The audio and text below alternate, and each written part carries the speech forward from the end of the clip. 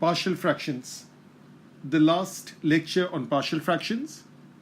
The first three cases that we have studied, we were only focusing on the denominator. There was the case with simple linear factors, the case of a quadratic factor, and finally the case of a linear repeated factor.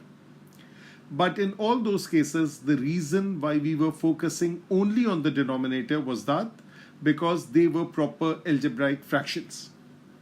Now the debate starts, what is a proper algebraic fraction versus what's an improper algebraic fraction? In order to understand this in full depth, let's first go to the basic of maths. A proper fraction is one in which the numerator is smaller than the denominator. The above are the examples of proper fraction. Therefore, what's an improper fraction? It's the other way around. The numerator is greater than the denominator. Now, can you change an improper fraction into a proper fraction and a constant? Yes, you can. That is called a mixed number. For example, if I take a fraction such as 7 over 3, and 7 goes on the inside, 3 goes on the outside, 3 2s are 6. What is the remainder? 1. Now, 3 is the divisor, 2 is the quotient, 1 is the remainder. How do you write it? You write quotient, remainder, divisor. So therefore, the mixed number is 2 1/3. Can you write 2 1/3 as 2 plus 1/3? Of course you can. That means quotient, remainder, divisor can also be written as quotient plus remainder over divisor. Now, this knowledge will be used later on. An algebraic proper fraction is one in which the highest power of the numerator is smaller than the highest power of the denominator. Therefore, what is an improper algebraic fraction? The opposite of lesser could be equal or it could be greater. HP stands for highest power. Highest power of numerator is equal to highest power of denominator. That's one option. The other option is highest power of numerator is greater than highest power of denominator. Now both these fall into the category of improper algebraic fraction. Luckily, the one with the double tick mark, in which the highest power of numerator is equal to highest power of denominator, that is in the P3 syllabus, the other one is not, which makes our life a little easier. Now let's look at few examples of proper fraction. Question number 1 till 18, these all are examples of proper fraction. That is why we got started with the partial fraction case right away. Question number 1 till 6. If I look at question number 1, the highest power in the numerator is 1. The highest power in the denominator is quadratic, that is power 2. If I look at question number 7, highest power in the numerator is 2. Highest power in the denominator after multiplication is 3. Question 17. Since there is a constant in the numerator, highest power in the numerator is 0, highest power in the denominator is 3. It doesn't make a difference whether that difference in power differs by 1 unit or 2 unit or 3 unit. That doesn't make a difference. It could be a linear over quadratic, a linear over cubic, a quadratic over the cubic, a constant over the cubic, and so on. So all these were partial fractions in which the fraction itself was a proper algebraic fraction. That is why we got started right away. But what if you get something like question number 19? In question number 19, the highest power in the numerator is quadratic, power 2. Similarly, a quadratic expression in the denominator. Now, in such a case, what is to be done? Let's see. Question number 19, the numerator is x squared plus 3x minus 13. Denominator is x plus 2 and x minus 1. that is a 1. That will be written clearly a little bit later on. The first thing is, first multiply out the denominators. When you multiply out the denominator,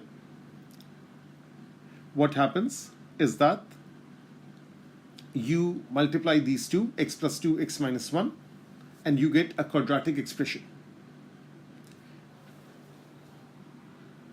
That quadratic expression is x squared plus x minus 2. Now, when the powers are equal, you have to carry out long division or algebraic division. Whenever the numerator and denominator have the same powers, the algebraic division will only be of one step. What is the process of carrying out the algebraic division? Take the highest power of the numerator, which is x squared.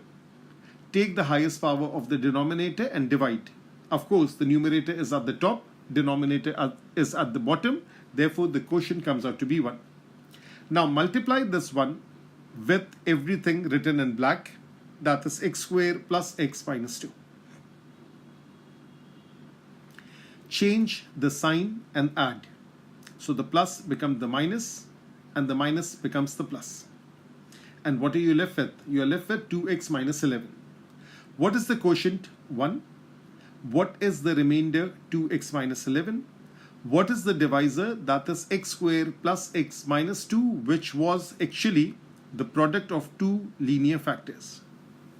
Therefore, quotient plus remainder over divisor, that is how it's written. Now, 1 is a constant. We are not worried about the 1. 2x minus 11 over x plus 2 x minus 1. This is to be broken down. Which case of partial fraction is this? It is case number 1. So you take that particular fraction, 2x minus 11 over the two linear factors, and then you break it down into a over x plus 2 and b over x minus 1. And that you have already learned in video number 1 and video number 2. And you would find the value of a and b. A comes out to be 5, b comes out to be minus 3.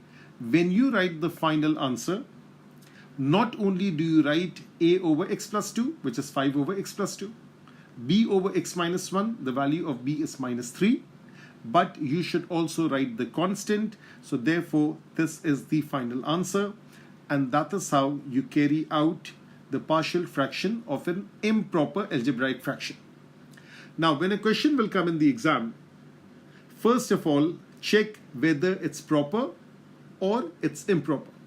If it's proper, you are in good hand and you can start the partial fractions right away based upon case 1 or case 2 or case 3.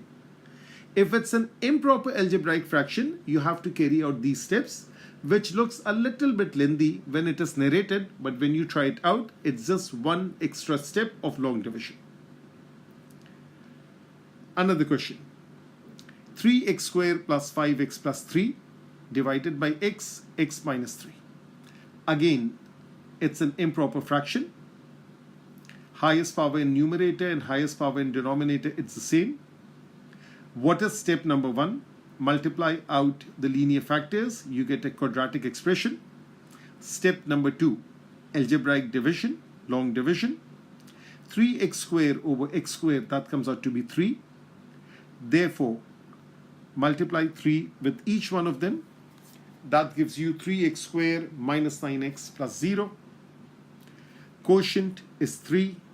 Remainder is 14x plus 3. Divisor is x minus 3. Ignore the constant, the box, the red box. Which case is this? That is case number 1.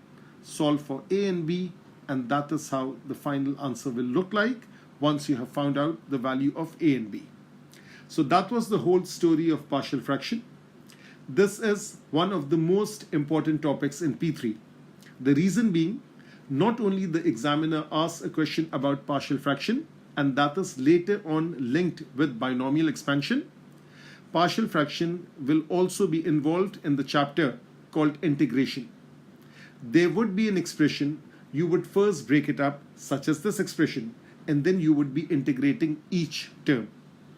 So I hope everyone understood the concept of partial fractions in and out. Now it's up to you that you should try out all the questions that are related with partial fraction, because practice makes perfect.